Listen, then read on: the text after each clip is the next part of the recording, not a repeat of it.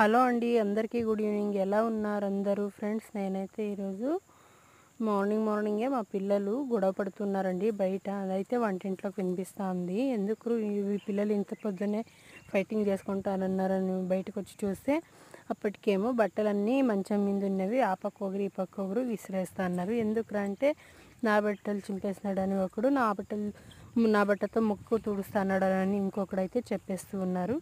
So నేనైతే ఇద్దరిని ఊరుకోబెట్టేసి లోపలికైతే వచ్చేసాను. వంట చేయాలి కదండి, మళ్ళీ వాళ్ళకి స్కూల్కి టైం అయిపోతుంది. సో మునక్కాయ పులుసు అయితే చేసేసాను. మజ్జిగ ఈరోజు కొన్ని పాలు పెట్టుకున్నానండి. నైట్ అయితే ఎక్కువ పెట్టుకోవట్లేదు, అవ్వలేదు ఊరికి వెళ్ళిందని చెప్పేసి. సో దీన్నైతే పెరుగుని మీగడ పైన అంతా తీసి గిన్నెలో పెట్టేసి ఫ్రిడ్జ్లో పెట్టేశాను. ఓన్లీ పెరుగు మాత్రము మిక్సీకి వేసేసుకున్నాను.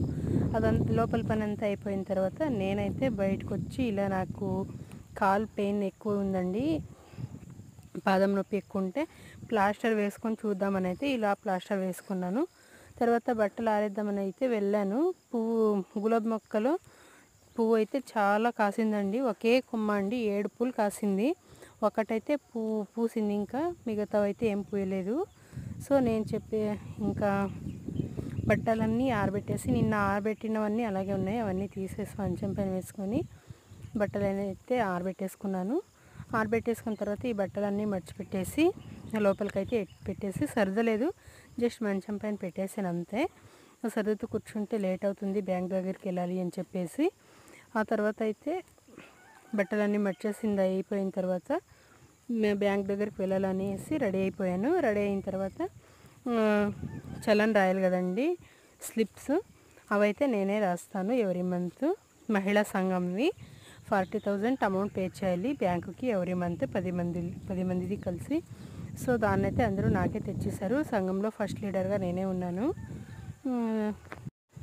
సో అమౌంట్ అంతా కౌంట్ చేసేసి బుక్స్ అయితే రాసేసాను. అంతలో ఒక అవ్వ వచ్చింది, 2,000 అప్పుగా అమౌంట్ తర్వాత రేపు ఎల్లుండో తెచ్చిస్తానని చెప్పేసి, సరేలే అవ్వ కదా అడిగిందని చెప్పేసి 2,000 అమౌంట్ అయితే నేను లోపల తీసిచ్చేసి అన్నీ పంపించి, ఇంకా ఇదంతా రెడీ అయిపోయింది కదా, బ్యాంక్ దగ్గరికి అయితే స్టార్ట్ అయిపోయాను.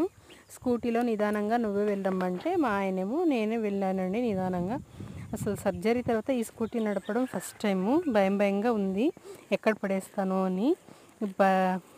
వెళ్ళేటప్పుడైతే కాస్త భయంగానే వెళ్ళాను, వచ్చేటప్పుడైతే బాగా వచ్చాను.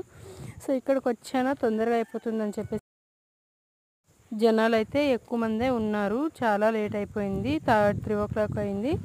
Okay, bye friends.